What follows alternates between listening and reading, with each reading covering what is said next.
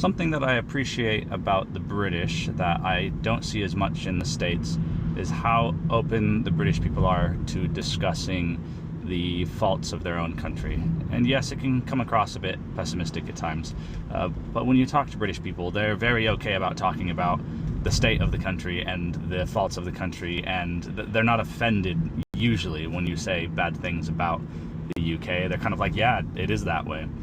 Whereas Americans, I find, specifically probably more with conservative Americans, I find that they can't handle the idea that their country has faults very well, and they take it quite personal and get quite offended if someone brings up a fault about the United States. It's really interesting to see, and it's really interesting 5 years later of living in the UK to be on the outside now, seeing that, somebody who grew up in the States, somebody who grew up in kind of that mindset, and now seeing it from the outside, to see where if I say something, just an example, if I say something as easy as healthcare in the UK is better than healthcare in the US, Americans will usually, well, I should say certain groups of Americans will lose it at that statement.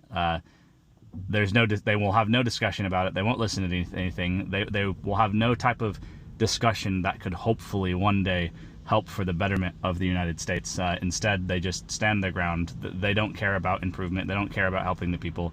They just want to live in the bubble that the US is perfect.